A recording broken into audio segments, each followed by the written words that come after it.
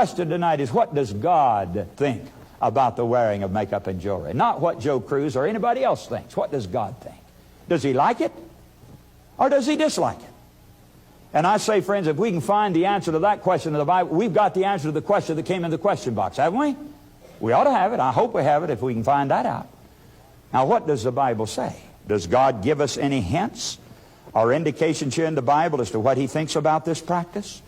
Well, I'm going to go right through the Bible reading a number of verses tonight. And by the way, all of these verses will be in a little book that will be handed out as you leave the meeting today. And this will contain every text that I'm going to give right now, plus a lot more as well. I think about 46 texts. So if you don't get to write these down, you'll get them all as you leave. This will be given one to a family as you go out from the meeting today. But now, the first text I'd like to read is found in the first book of the Bible, Genesis chapter 35. And God said unto Jacob, Arise, go up to Bethel, and dwell there, and make there an altar unto God that appeared to thee when thou fleddest from the face of Esau thy brother. Then Jacob said unto his household and to all that were with him, Put away the strange gods that are among you, and be clean, and change your garments. And let us arise and go up to Bethel, and I will make there an altar unto God, who answered me in the day of my distress, and was with me in the way which I went.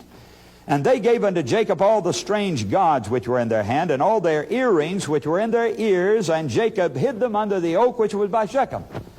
Now this Bethel is a place where Jacob was converted. Remember that? It's where he struggled with the angel and became a new man out there. And now he's taking his family back to that sacred spot and to build an altar there to worship God and to dedicate his family at that holy place. But before he went up there to take his family, they laid aside these things, the ornaments, and in fact they buried them there, it says. They got rid of the strange gods which were in their hand and the earrings which are in their ears. And then they went up to the altar of God after burying those things there and going to the altar. Now I gather, friends, that they had a good reason for this. We're going to find as we go on reading in the Bible, both Old and New Testament, that these things were marks of the heathen people, and that God did not approve of these things. All right, now this is what you're going to notice as we go along. When they went up to dedicate their lives, they laid aside those things, buried them, and then went up to the altar of God. You come on to the next chapter of the Bible in Exodus, and chapter 33. Exodus 33. Here the Israelites are headed toward the promised land. Verse 1, the Lord said to Moses, Depart and go up hence. Verse 2, And I will send an angel before thee, and I will drive out the Canaanite, the Amorite, the Hittite, the Perizzite, the Hivite, and the Jebusite, unto a land flowing with milk and honey. For I will not go up in the midst of thee, for thou art a stiff-necked people, lest I consume thee in the way. And when the people heard these evil tidings, they mourned, and no man did put on him his ornaments. For the Lord had said unto Moses, Say unto the children of Israel, Ye are a stiff-necked people. I will come up into the midst of thee in a moment and consume thee. Therefore now put off thy ornaments from thee, that I may know what to do unto thee. And the children of Israel stripped themselves of their ornaments by the Mount Horeb. Now, friends, before they could go into the promised land, God made them take off their ornaments. You say, well, now, what does that have to do with us? You know, that's something happened way back in the Old Testament. It has no application today to the people living under the New Covenant here in the New Testament times. Well, friends, let's find out if it has anything to do with us. Please come to the New Testament now, 1 Corinthians 10, and the first few verses. And here we read something very interesting about the Israelites as they came up out of Egypt, referring back to that same time I read just now in the book of Exodus. It talks here about how they went through the Red Sea, and they came in verse 7. It says, in verse 6 rather, Now these things were our examples. Talking about the Israelites as they began their journey to the promised land. Now these things were our examples, to the intent we should not lust after evil things as they lusted. Neither be ye idolaters, as were some of them. Neither let us commit fornication, as some of them committed. Neither let us tempt Christ, as some of them also tempted. Neither murmur ye, as some of them murmured. Verse 11, Now all these things happened unto them for examples, and they're written for our admonition, upon whom the ends of the world are come. Now listen, everything that happened to that ancient nation of Israel happened as an example for us, friends. There is a direct parallel between ancient Israel and modern Israel. We're modern Israel, you see. And their coming out of the bondage of Egypt represents our coming out of the bondage of sin. Their crossing the Red Sea represents baptism for us, because it says right here, and they were all baptized unto Moses and the cloud and the sea. So that represents baptism for us. Their going through the wilderness represents our going through this old dark world of sin. And their coming into Canaan represents our coming into the heavenly Canaan. See? Beautiful parallel. And it says it all happened for an example for us. And so when we come back here and read that before they could go into the land of Canaan, they had to lay aside their ornaments, my friends, there is a parallel. I really believe that it's an indication of what pleases the Lord. Now you come on down to 2 Kings 9 and verse 30. And we find the first recorded instance of the use of colorful cosmetics. Now this is the first either inside or outside the Bible. We don't have any record even from secular history of any earlier use of colorful cosmetics in this text right here in 2 Kings 9:30. And when Jehu was come to Jezreel, Jezebel heard of it, and she painted her face and tied her head and looked out at a window. That's the first record we have of a woman painting her face. And it was Jezebel doing it. You know who Jezebel was? Not a very savory character, was she? She destroyed hundreds of God's prophets and was a very, very wicked woman, of course. And I know my dear old Baptist father used to say she's painted up like Jezebel. Have you heard that expression? This is where it came from, of course, because she apparently originated the practice, as far as we know, because it's the earliest known instance of it. Well, we can come on over into the many writings of the prophets. We come, for example, to Isaiah chapter 3, and notice a very interesting record here about the daughters of Zion. Verse 16 says, Moreover the Lord saith, Because the daughters of Zion are haughty, and walk with stretched forth necks and wanton eyes, walking and mincing as they go, and making a tinkling with their feet. Verse 18, And that day the Lord will take away the bravery of their tinkling ornaments about their feet, and their cauls and their round tires like the moon, the chains and the bracelets and the mufflers, the bonnets and the ornaments of the legs and the headbands and the tablets and the earrings, the rings and nose jewels. Now some of these we don't even recognize. They're oriental objects of adornment. Over in India, for example, where I lived for 5 years, you see all of these things. They have the nose jewels, of course, that are mentioned here, and the bangles and everything else covering their bodies. And after describing the fact that the daughters of Zion were wearing these things, come on down a few verses now and see what God thought about it and what He said about it. In chapter 4, verses 2 to 4. In that day shall the branch of the Lord be beautiful and glorious, and the fruit of the earth shall be excellent and comely for them that are escaped of Israel. And it shall come to pass that he that is left in Zion and he that remaineth in Jerusalem shall be called holy, even every one that's written among the living in Jerusalem, when the Lord shall have washed away the filth of the daughters of Zion, and shall have purged the blood of Jerusalem from the midst thereof by the spirit of judgment and by the spirit of burning. God says, I'm going to wash away the filth of the daughters of Zion, after describing it, of course.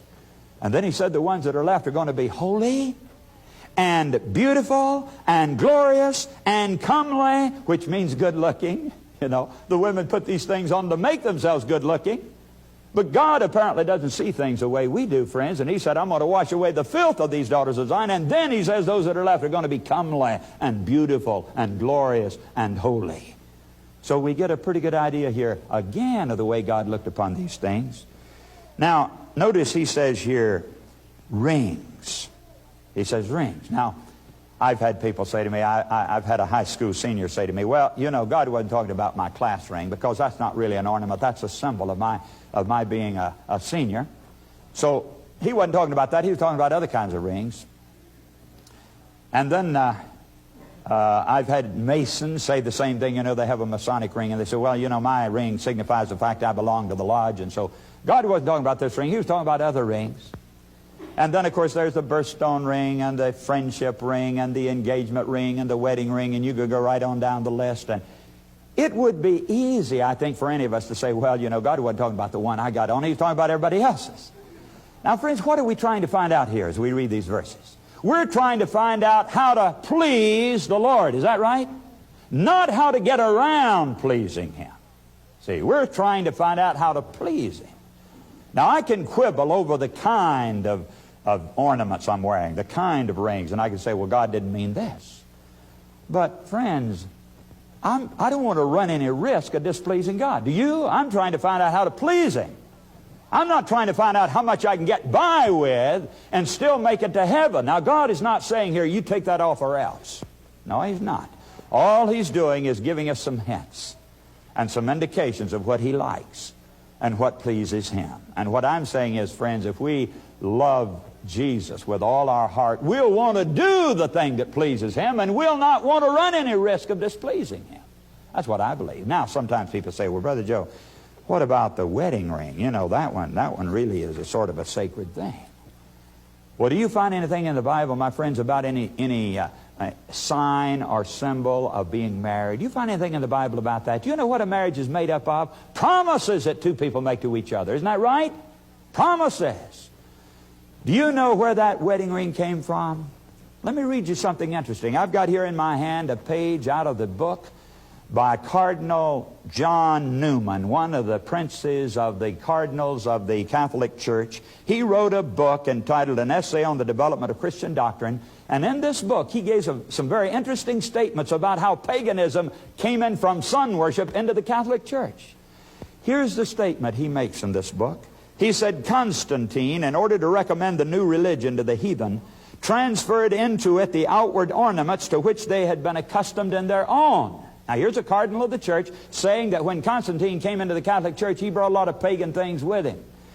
He says, it is not necessary to go into a subject which the diligence of Protestant writers has made familiar to most of us.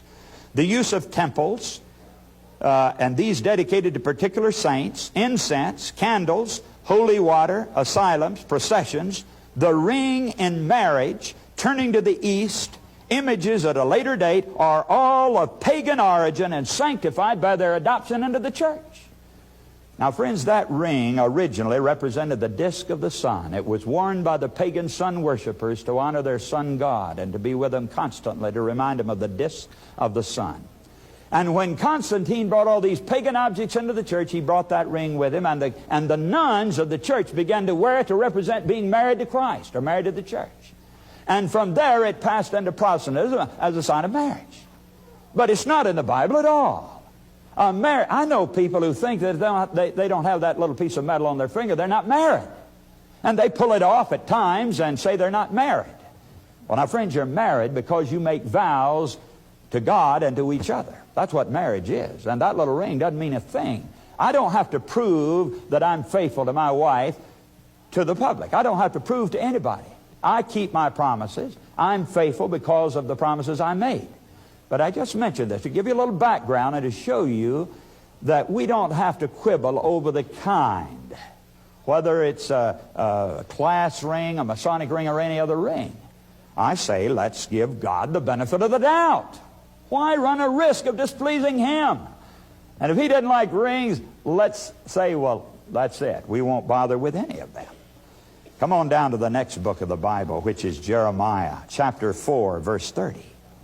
And when thou art spoiled, what wilt thou do? Though thou clothest thyself with crimson, though thou deckest thee with ornaments of gold, though thou rentest thy face with painting, in vain shalt thou make thyself fair. Thy lovers will despise thee, they will seek thy life. Now, all through the Bible, God uses a woman to represent the church. Remember that?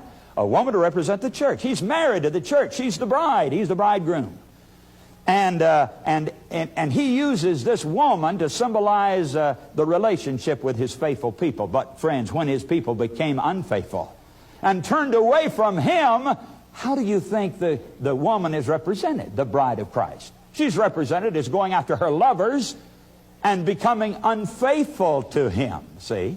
And in every case that I can read here in the prophets, my friends, when she turns away symbolically from her husband to go after her lovers, she puts on all of the adornments. In other words, it's used in the Bible as a symbol of apostasy and a symbol of unfaithfulness. Here he's talking about his bride, and he says, thy lovers will despise thee, though you clothe yourself with ornaments of gold and rent your face with painting. He says, they will despise thee, they'll seek thy life. Going on into the next book of the prophets, in Ezekiel chapter 23, he uses two women here to represent Judah and Israel in verse 36. He gives them names even. He said, the Lord said moreover unto me, Son of man, wilt thou judge Aholah and Aholibah? Yea, declare unto them their abominations, that they've committed adultery. And verse 40, and furthermore that ye have sent for men to come from far, unto whom a messenger was sent. And lo, they came, for whom thou didst wash thyself, paintest thy eyes, and deckest thyself with ornaments. He said, you've turned away from me, you've gone after your lovers, and you've put on all these things and have become unfaithful to me. You find that same thought repeated again in the little book of Hosea, chapter 2 and verse 13. And I will visit upon her the days of Balaam, wherein she burned incense to them, and she decked herself with her earrings and her jewels, and she went after her lovers, and forgot me, saith the Lord. Same thing again, turning away from him, going off to commit spiritual adultery, and putting on all these things which are used in the Bible as a symbol of unfaithfulness. Coming over into the New Testament, we find similar statements. In 1 Peter 3, 1-3, likewise, ye wives, be in subjection to your own husbands, that if any obey not the word, they also may without the word be won by the conversation of the wise. And this word conversation, of course, is a word meaning the deportment, the conduct, not just the speech, but rather the whole way of life. While they behold your chaste conversation coupled with fear, whose adorning, let it not be that outward adorning of plaiting the hair and of wearing of gold. Now this word plating, by the way, is a Greek word meaning to weave ornaments into the hair. See, the word here is plating, and there's another use of it we'll read now in Timothy in just a moment. But it says, let it be the hidden man of the heart, and that which is not corruptible, even the ornament of a meek and quiet spirit. Then we come back to Timothy here. First Timothy 2, verse 9. It says, in like manner also, that women adorn themselves in modest apparel, with shamefacedness and sobriety, not with broided hair or gold or pearls. And this word broided, that's the word I was thinking of. Plated in Peter, and here it's broided, but it's the same original word, meaning the weaving of ornaments into. So it says, not with this, but which becometh women professing godliness with good works. So these are just a few texts now. And friends, to me, these give, and this is not all of them by any means. You'll find most of them, though, in the little book you'll receive. But I've just read enough to show you the hints that are given in the Bible.